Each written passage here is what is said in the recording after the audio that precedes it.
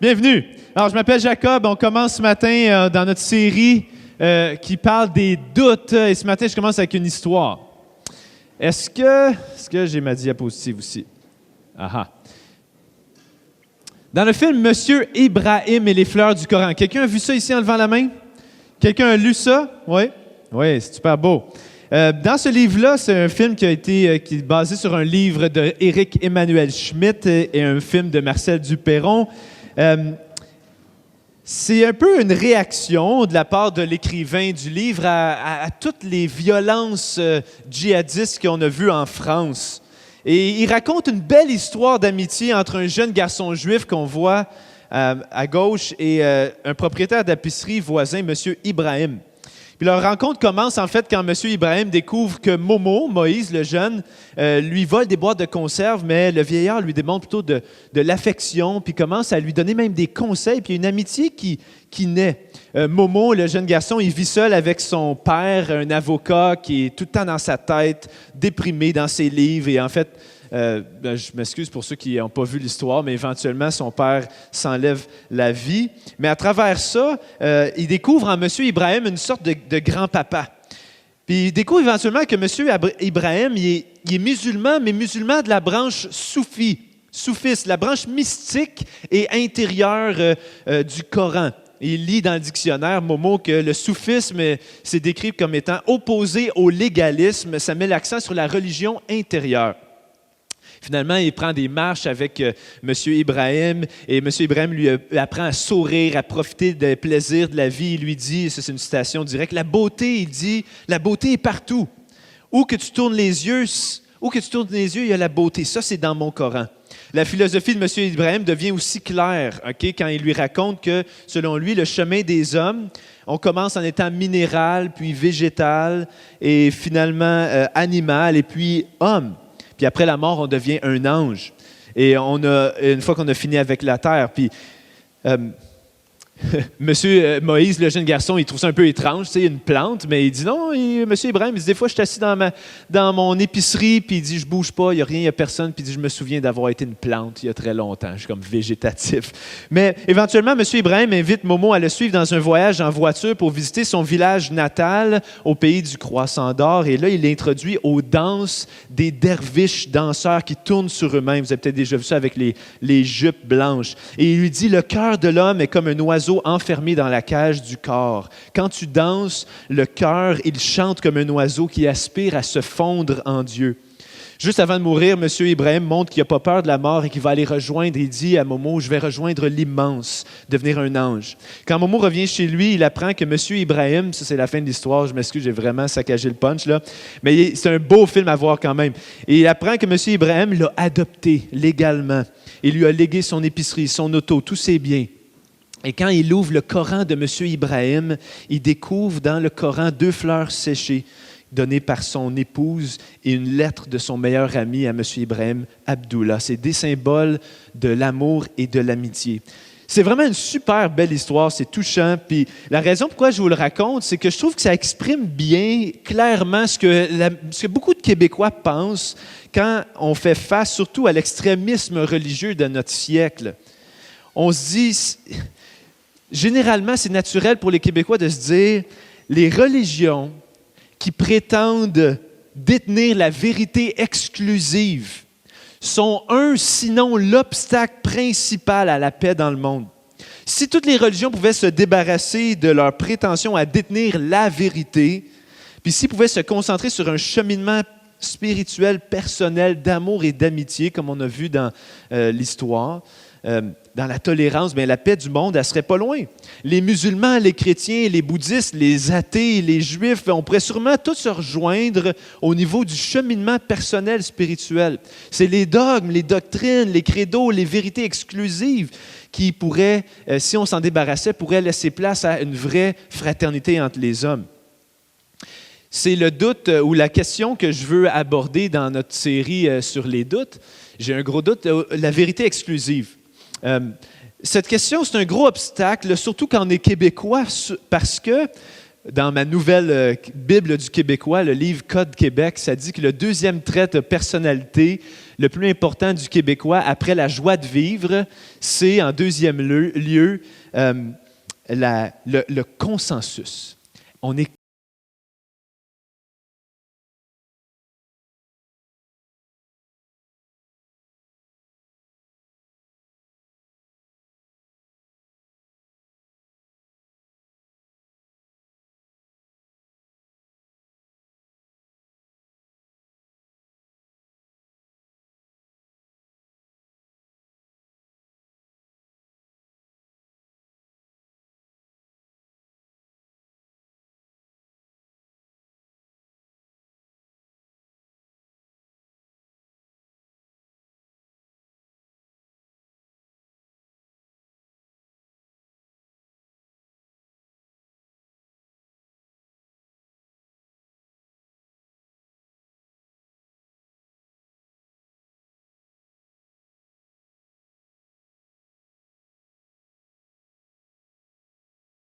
les autres sont inférieurs et que peut-être qu'il n'y aura pas de violence directe, mais que s'il y a de la violence qui sont faite contre eux, ben c'est aussi bien de même.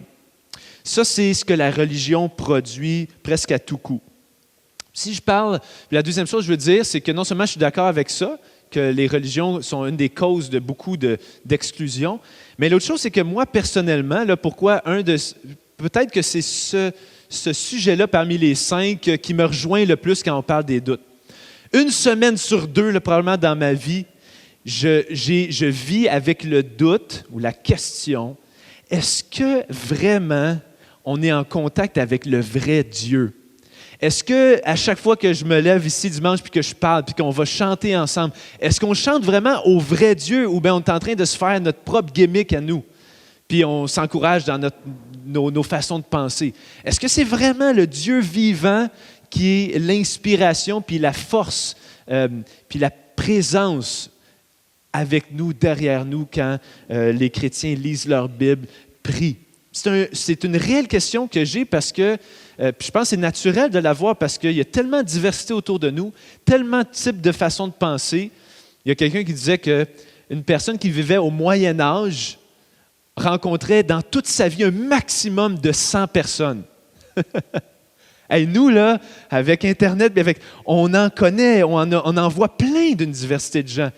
C'est difficile à ce moment-là de se dire, OK, est-ce que c'est vraiment, Jésus est vraiment le seul chemin vers Dieu, le seul chemin spirituel authentique? Est-ce que c'est vraiment vrai, excluant tous les autres? Puis moi, je réfléchissais à ça, puis ça m'apporte toute une réflexion assez régulière, je me remets en question souvent.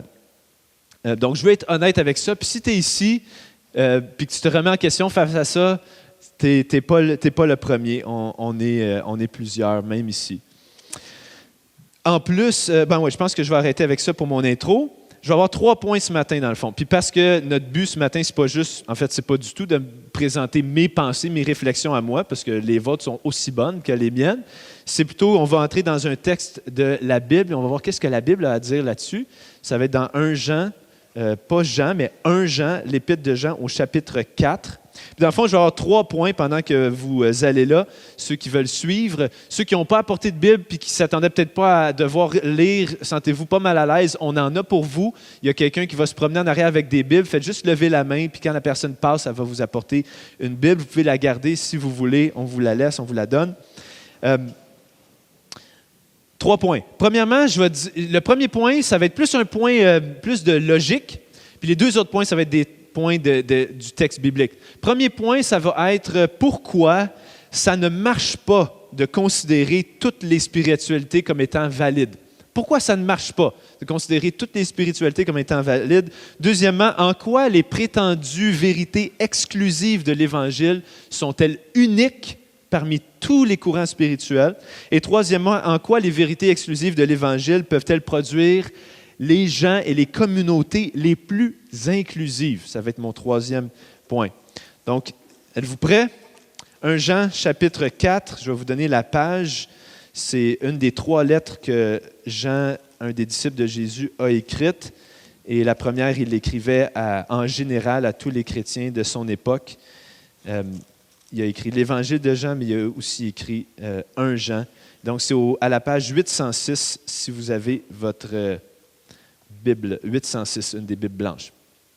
Je vous invite à suivre avec moi. On va lire du verset 1 au verset 11. Bien-aimés, on lit, « Ne vous fiez pas à tout esprit, mais mettez les esprits à l'épreuve pour savoir s'ils sont de Dieu, car plusieurs prétendus prophètes sont venus dans le monde. » Donc, même à cette époque-là, le pluralisme, c'était courant. Voici comment, verset 2, identifier l'Esprit de Dieu. Tout esprit qui reconnaît que Jésus est le Messie venu en homme est de Dieu. Et si un esprit ne reconnaît pas que Jésus est le Messie venu en homme, il n'est pas de Dieu. C'est l'esprit de l'Antichrist. Vous avez appris sa venue et maintenant déjà il est dans le monde. Vous, petits enfants, vous êtes de Dieu et vous avez vaincu ces prétendus prophètes, parce que celui qui est en vous est plus grand que celui qui est dans le monde. Eux, ils sont du monde et le monde les écoute. Nous, nous sommes de Dieu. Celui qui connaît Dieu nous écoute. Celui qui n'est pas de Dieu ne nous écoute pas. Et ça, c'est assez drastique, de dire ça. C'est ainsi que nous identifions l'esprit de la vérité et l'esprit de l'erreur. On va arrêter là, en fait. Je lirai l'autre portion plus tard. Le verset 4, si je reviens à la phrase qui est là, au verset 5, pardon. Eux, ils sont du monde. Voilà pourquoi ils parlent d'après le monde et le monde les écoute. Les critiques du christianisme vont dire le christianisme a une vérité puis elle exclut tous ceux qui ne croient pas à sa vérité. C'est trop exclusif. Pourtant, quand quelqu'un dit ça, il cache aussi un point de vue. C'est ça qu'il dit ici. Eux, ils sont du monde. Voilà pourquoi ils parlent d'après le monde et le monde les écoute. Ils ont un point de vue, eux aussi. Donc, quand quelqu'un me dit, Jacob, je ne peux pas croire que vous dites avoir la vérité exclusive, ça exclut les autres. Personne ne peut dire qu'il y a la vérité absolue. On a toute une partie de la vérité. On peut tous s'entendre pour dire qu'on a tous une partie de la vérité, puis il n'y a personne qui est supérieur à un autre. Quand j'entends ça, j'ai envie de dire, puis c'est là l'argument logique, pourquoi je devrais croire ça? C'est une vérité absolue? Ce que tu es en train de me dire, est-ce que ça ne m'exclut pas moi dans ce que je crois? Je vais vous donner un exemple, une image. C'est une image qui est cocasse, là, mais c'est l'image d'un groupe d'aveugles, des amis aveugles, qui marchaient en Inde et ils sont arrivés à un éléphant. Je ne sais pas, l'histoire ne dit pas comment c'est arrivé, mais ils sont arrivés à un éléphant. Et ils étaient curieux de savoir c'était quoi ça. Alors le premier, il a avancé les mains, puis il a touché la queue, puis il a dit « Hey, c'est mince, c'est long. » Il dit « Hey, c'est mince, c'est long, c'est comme un boyau d'arrosage. » Puis il y en a un autre qui s'était penché, puis il a dit « De quoi tu parles? » Il dit « C'est large, puis c'est court, c'est plutôt comme une colonne. » Puis l'autre, lui, il est arrivé en plein en face, puis il touchait le mur, tu sais, pas le mur, mais le ventre, puis il disait « Non, c'est grand, c'est un grand espace plat, c'est comme un mur. » L'autre touchait les oreilles, puis il dit « Non, c'est vrai que c'est léger, mais c'est plus comme une toile de bateau. » Et là, le point de l'histoire, c'est de dire que les aveugles avaient tous une partie de la vérité sur l'éléphant, mais aucun avait la totalité de l'image de l'éléphant. Et cette histoire-là, je l'ai pris d'un monsieur qui s'appelle Leslie Newbigin, qui est britannique, missionnaire aux Indes. Et il racontait ça parce qu'il disait, moi, il dit, j'étais en Inde, puis je parlais avec les gens, puis ça, on parle au début du 20e siècle. Il dit, j'essaie de leur expliquer qui est Jésus, comment Jésus dit qu'il est le chemin, la vérité et la vie, celui qui nous amène, le seul sauveur qui nous amène à connaître Dieu. Et puis, il dit, vous ne pouvez pas savoir le nombre de fois que je me faisais raconter l'histoire de l'éléphant. Puis à chaque fois, c'était frustrant parce que la conversation comme finissait là, puis je me disais... Les gens me disaient, oui, Jésus, c'est une bonne spiritualité, puis il y en a d'autres aussi, il ne faudrait pas prétendre que c'est le total. Puis il dit, c'était frustrant pour moi jusqu'au moment où c'est comme si j'ai compris une chose. J'ai réalisé que pour pouvoir dire que tu vois tout l'éléphant, ça veut dire que toi, tu es un voyant. Pour pouvoir raconter l'histoire d'avoir vu des aveugles tâtonner puis avoir une partie de la vérité, ça veut dire que toi, tu as toute la vérité. Alors, ça peut paraître humble de dire ça, et je suis convaincu que vous avez tous entendu ça, on l'entend tout le temps, que toutes les spiritualités sont valides, elles s'équivalent, elles ont une partie de la vérité. Ça peut paraître humble. En réalité, c'est une arrogance cachée de dire « je connais la vérité, je vois que toutes les religions, toutes les spiritualités ont une partie de la vérité. Est-ce que ça fait du sens, ce que je dis? Est-ce que c'est logique? OK. Quand tu dis « personne ne peut prétendre à une vérité spirituelle exclusive », tu es en train toi-même de prétendre avoir une vérité spirituelle exclusive. Quand tu dis « personne ne devrait convertir les autres à sa vision de la réalité spirituelle », tu es toi-même en train d'imposer que les autres se convertissent à ta vision de la réalité spirituelle. Donc, le point, c'est que tout le monde a une vision des réalités spirituelles, qu'il croit être la bonne. Et cette vision-là est toujours basée sur la foi, en quelque part, sur la croyance. Tu ne peux pas démontrer scientifiquement que tu as raison. Même, parce que là, tu vas peut-être dire, non, mais ça, c'est des gens qui voudraient débattre, puis parler de ça, mais moi, là, je ne suis pas intéressé à ce que les autres croient que j'ai la vérité, ou ça ne me dérange même pas, je fais juste vivre ma spiritualité. Je prends toutes sortes de courants, l'Église, même j'aime ça, puis il y a d'autres choses dans d'autres traditions, d'autres philosophies. Je prends ça, puis je fais mon propre cheminement, puis je n'impose rien aux autres, puis je pense que tout le monde devrait faire comme ça, tu sais. Mais ça marche pour nous qui sommes au Québec, OK? Parce qu'on est en paix. Mais qu'est-ce que ça ferait pour toi si tu étais en France lors des attentats puis que tu arrives à ton café préféré qui a été explosé par des terroristes djihadistes? Et là, tu commences à te dire « Hey, ça n'a pas de bon sens! » Si je te dis « Ouais, mais tu as dit que tu as droit à ta propre spiritualité, est-ce que le terroriste aussi, il n'a pas droit à sa propre spiritualité? » Ben non! Il n'a pas le droit de faire ça! OK, sur quelle base? Là, tout d'un coup, tu vas vouloir travailler à quelque chose qui va être absolu pour tout le monde. Tu ne seras pas capable de juste rester à dire, ben moi, je fais ma chose, lui, il fait son affaire. On a tous, ça c'est mon point du premier point, on a tous une vision de ce qui est vrai et qui devrait être bon pour tout le monde. Et parce qu'on a cette vision-là, ça exclut ceux qui ne pensent pas comme nous. Ça, c'est vrai pour tout le monde. Okay? Ça, c'est mon premier point. La question, donc, c'est pas autant il y en a qui croient avoir la vérité absolue, il y en a d'autres qui ne croient pas. C'est plutôt, la vraie question que je veux poser, c'est quelle vérité exclusive peut produire un comportement humain rempli d'amour, inclusif et réconciliateur pour tous? Ça, c'est la question que je vais poser.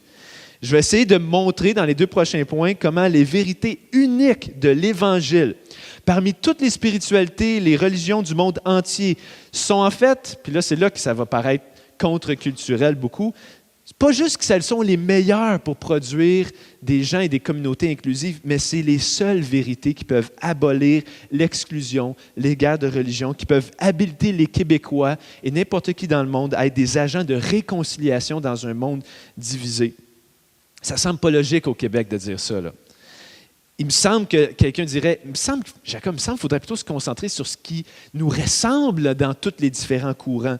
Les similitudes entre le christianisme et les autres religions. Pourquoi parler des différences? Pourquoi parler de ce qui nous distingue? Puis la réalité, c'est que c'est vrai qu'il y a plein de choses qui sont semblables entre le christianisme et d'autres courants spirituels. Il y a des valeurs morales, aimer son prochain, qui vont se ressembler. Mais ma proposition, c'est que ce n'est pas ce genre de choses-là, ce n'est pas ces choses-là, les choses périphériques, qui vont faire la grande différence. Ce qui fait la grande différence, c'est ce qui est absolument unique du christianisme.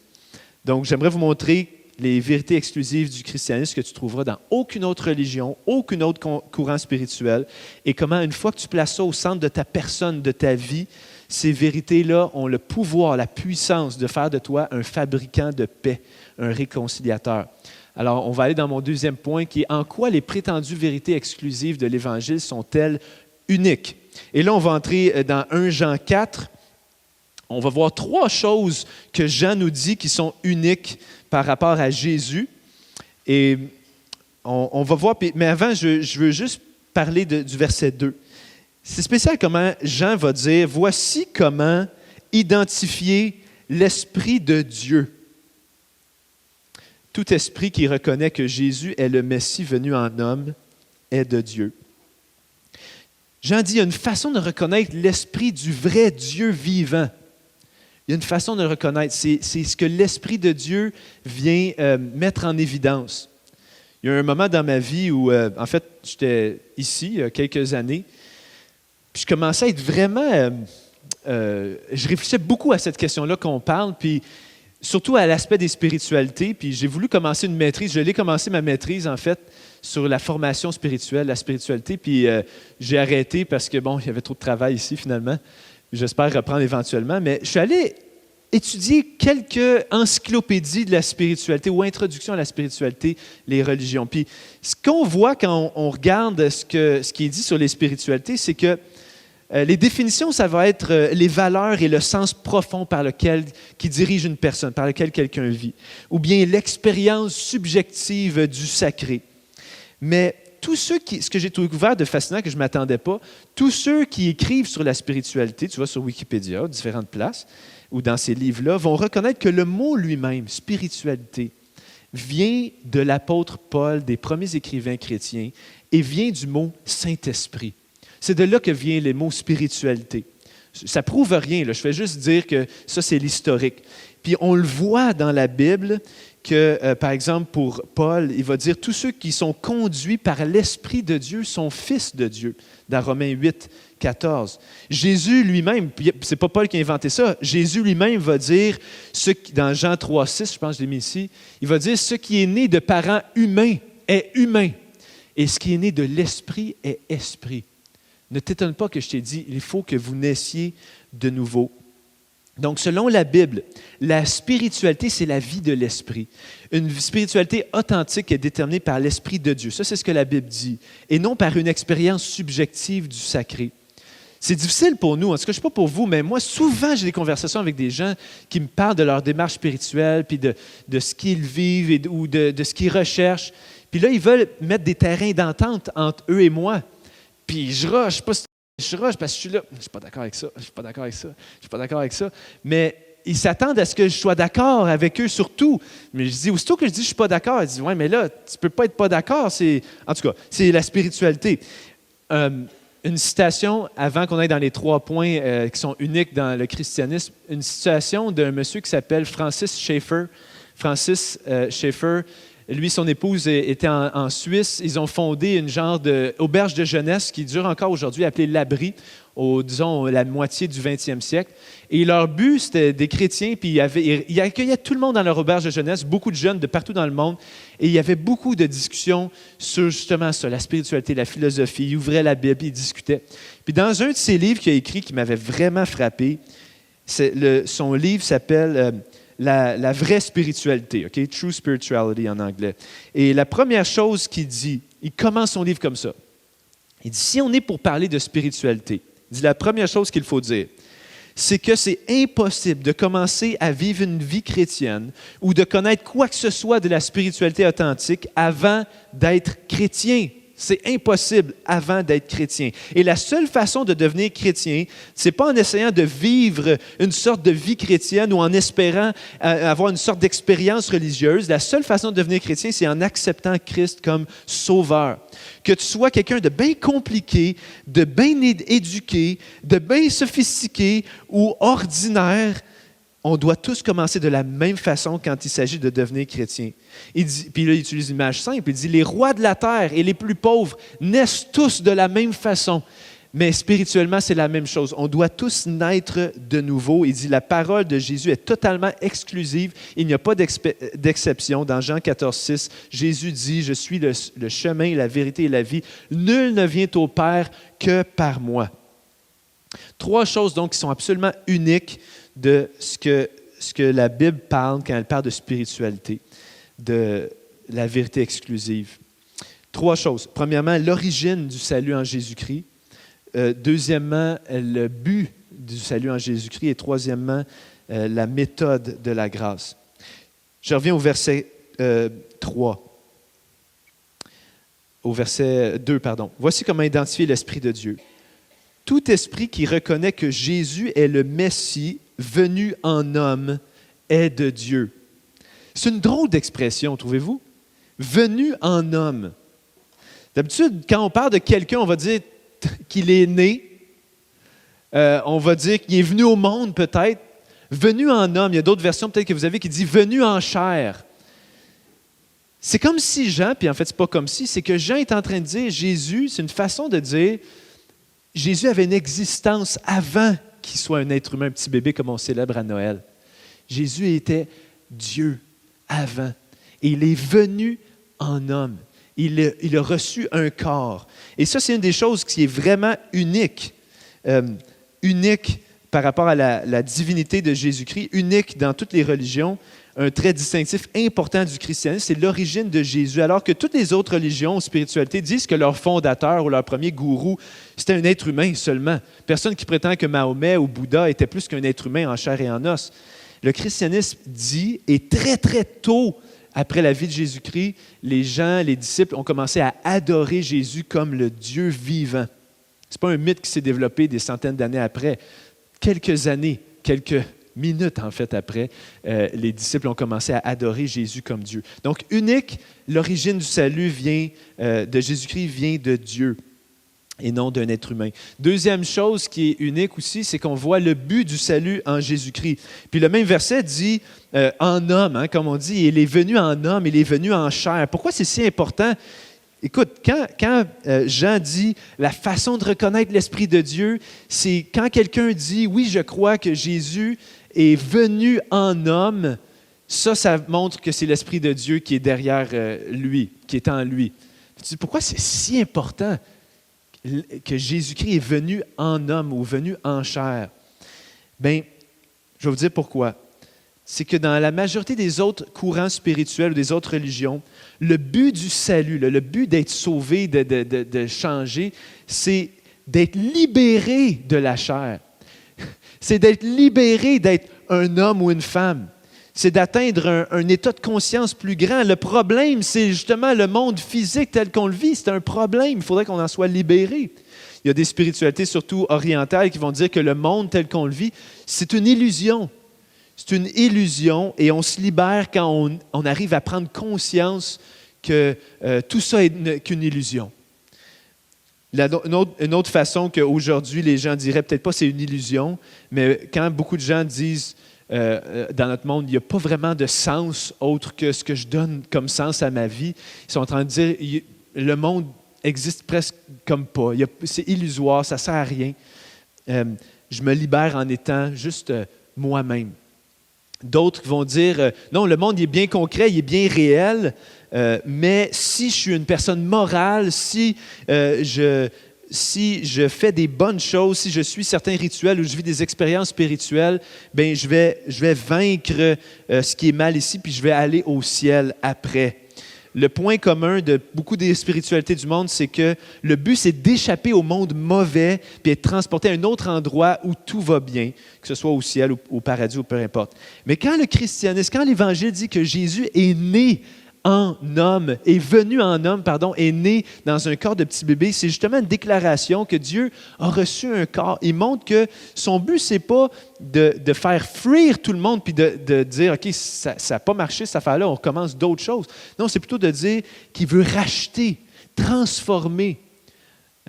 Il veut prendre qu'est-ce qu'il y a puis enlever la maladie, enlever l'injustice, enlever la pauvreté, la mort.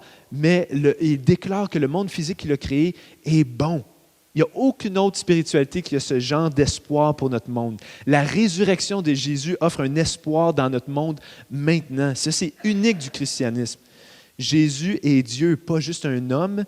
Et le but du salut, c'est la restauration du monde et pas juste de quitter ici pour aller en quelque part d'autre. Troisième et dernière chose qu'on voit, puis ça, on va le voir un peu plus loin au verset 10 et 11, c'est que dans les autres religions, tu dois accomplir ton salut. Tu dois te sauver toi-même en aimant Dieu, en venant à l'Église, en apprenant des choses, en suivant des règles. Et si Dieu voit que tu suis tout ça, tu performes bien, eh bien, Dieu va te bénir puis il va te sauver. Ça, c'est ce que les religions disent.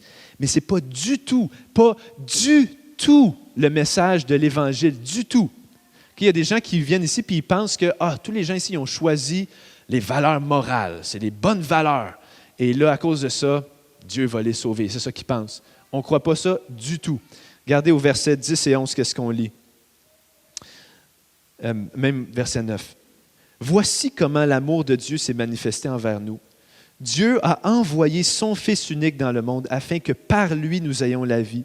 Et cet amour, écoutez ça, consiste, ça c'est mon point, non pas dans le fait que nous avons aimé Dieu, mais dans le fait que lui nous a aimés et a envoyé son Fils comme victime expiatoire pour nos péchés. C'est pas nous. C'est pas comment nous on accède à Dieu, c'est comment Dieu est descendu vers nous pour nous sauver. Dieu vient puis il se déverse, il souffre pour ceux qui ne sont pas vertueux, qui ne sont pas supérieurs aux autres moralement, qui ne sont pas remplis d'amour. Jésus n'est pas l'enseignant qui nous montre comment vivre. Il est le sauveur qui vient prendre la place de celui qui vivait pas bien. Ça, c'est la grâce. Ça, c'est la grâce et c'est unique dans toutes les spiritualités.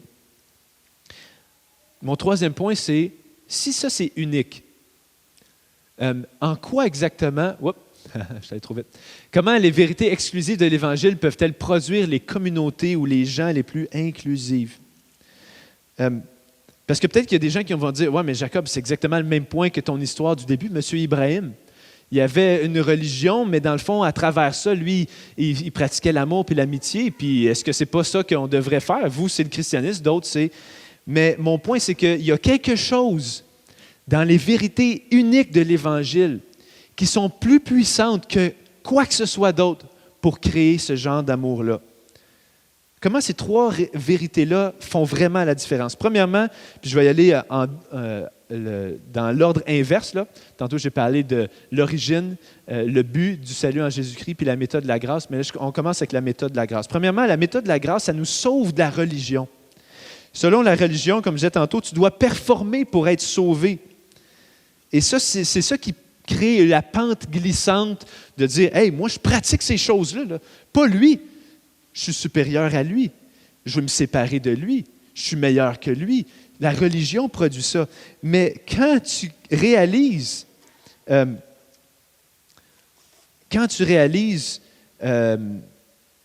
comment c'est uniquement par grâce qu'on est sauvé, ça t'amène à une humilité plutôt qu'à un sentiment de supériorité. Je trouve ça spécial, puis c'est ça mon image que vous avez vue, là. Même dans notre monde qui n'est pas religieux, okay? Au Québec, là, même si on est les plus croyants, on est les moins pratiquants au Canada, on n'est pas dans un monde qui est religieux du tout. Il y a presque ça nulle part.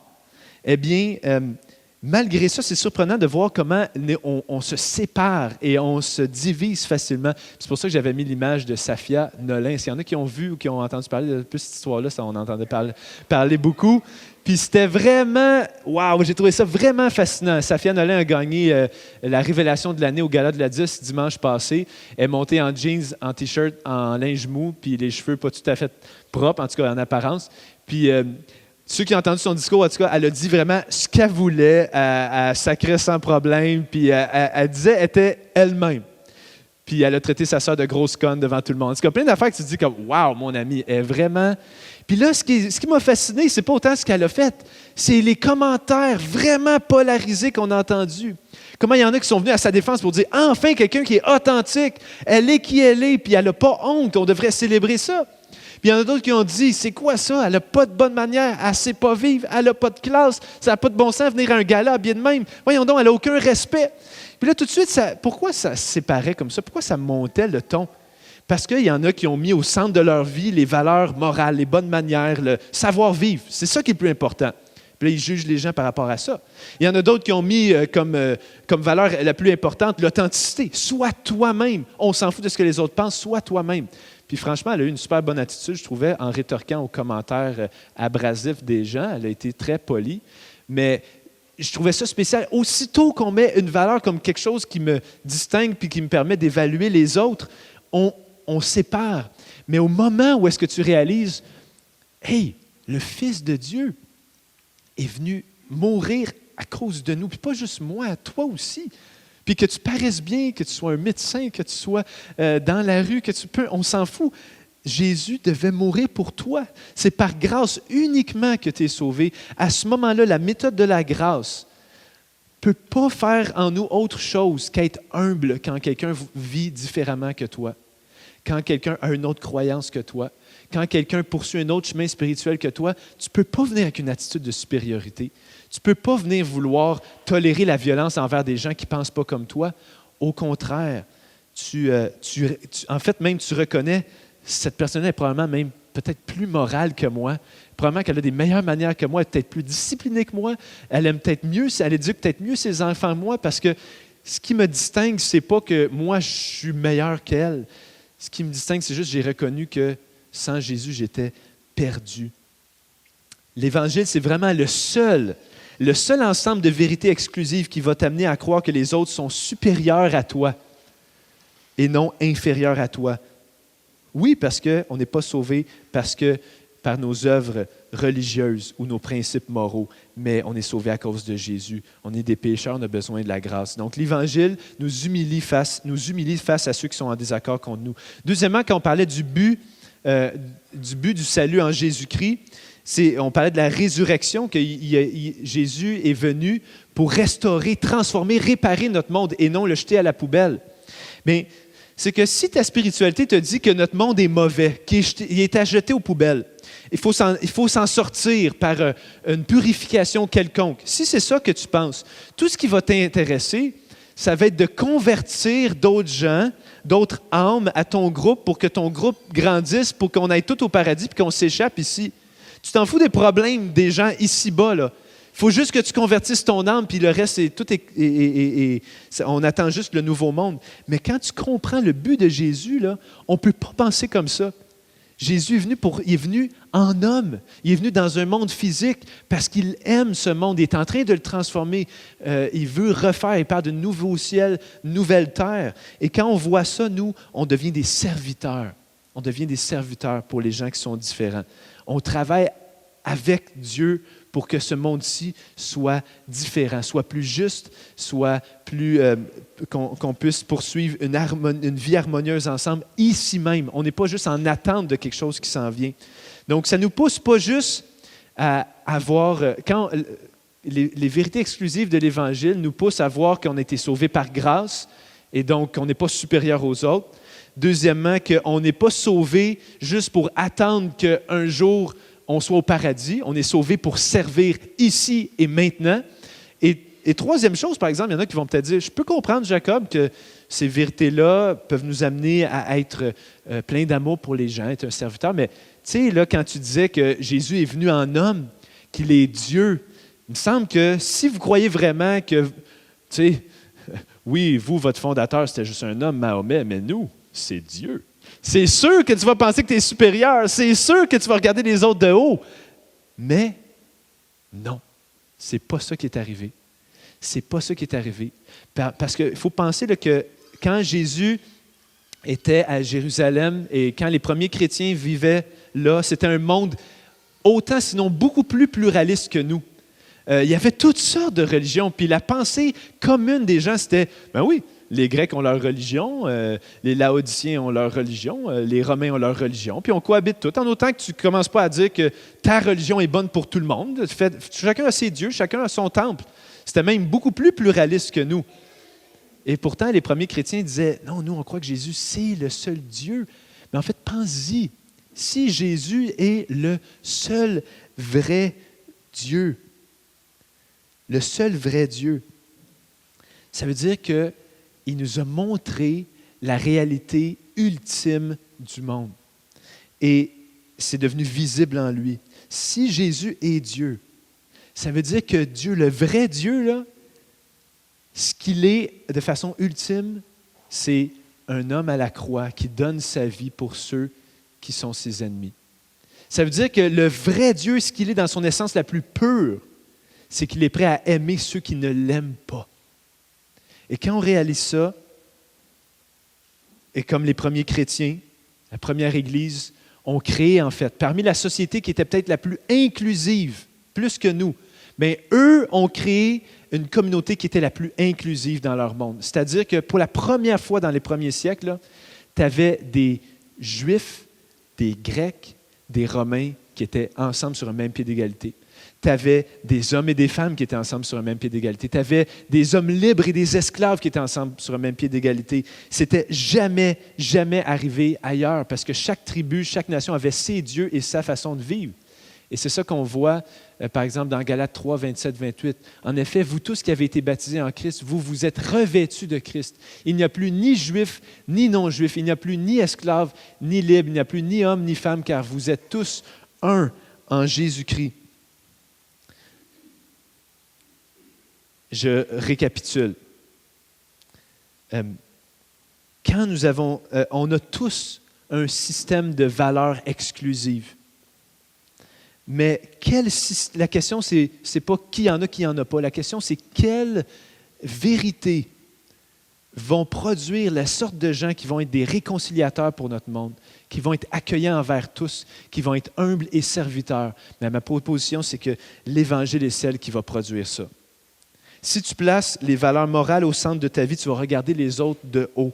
Je dis ça parce qu'il y a beaucoup d'entre vous, ce n'est pas pour un jugement, mais je parle à tellement de chrétiens qu'ils sont chrétiens, ils viennent ici, mais en réalité, là, le centre de leur vie, là, c'est leurs valeurs morales ou religieuses. Puis ils jugent les autres qui n'ont pas les mêmes valeurs morales et religieuses. Mais ils n'ont rien compris. Rien. Et malheureusement, il faut se repentir pour ce comportement-là parce qu'il ne reflète pas du tout l'Évangile. Si tu places la croix au centre, tu vas être humble devant ceux qui prennent un autre chemin. Tu vas même être bien d'accord qu'ils sont souvent plus moraux que toi. Tu vas vouloir chercher à servir ceux qui sont différents de toi. Puis tu vas aussi savoir une chose bien importante, que ta vie entière est basée sur la réalité de Dieu qui s'est fait homme puis qui a aimé ceux qui ne l'aimaient pas. Est-ce que vous voyez avec moi comment, si on voyait ça, là, il y a une force inouïe qui serait relâchée dans notre monde pour la réconciliation puis pour la paix. Ce serait incroyable. C'est dans ce genre de monde-là qu'on voudrait que nos enfants grandissent. J'ai invité les musiciens à venir parce que pour tous ceux qui se réclament de l'Évangile, si tu es ici puis tu dis « Ouais, je réalise ce matin que c'est peut-être pas Jésus qui est au centre, c'est peut-être d'autres valeurs que j'ai placées plus hautes ou d'autres objectifs. » Mais je t'encourage, je t'exhorte à te repentir pour porter fièrement le nom de Jésus et pas avec honte. Et si tu crois à l'Évangile, donc crois-le plus profondément que tu n'y as jamais cru. C'est ça mon encouragement. Mais ça se peut que tu sois ici et tu n'y as jamais vraiment cru. Mais je t'encourage ce matin à le considérer sérieusement. Crois à l'Évangile. Et soyons des agents de transformation pour notre monde, qui incluons tous sur la base du salut en Jésus-Christ et pas sur la base de nos valeurs. On va prier ensemble. Seigneur Jésus, tu es tellement unique. On n'a rien trouvé comme toi, nulle part. Seigneur, je me repens moi-même tellement souvent, je juge les autres sur d'autres bases que juste ta grâce. Seigneur, je veux que même par les chants qu'on va chanter, que je vais chanter, j'aimerais ça venir face à face avec toi, Seigneur, puis voir mon réel état, puis revenir à toi comme un petit enfant. J'aimerais te voir comme mon sauveur. Je vais être reconnaissant envers toi. Fais ça pas juste dans mon cœur, mais dans le cœur de chacun de nous ici, s'il te plaît. Fais ce miracle-là, Jésus. Fais-nous regoûter à ta grâce ce matin. Amen.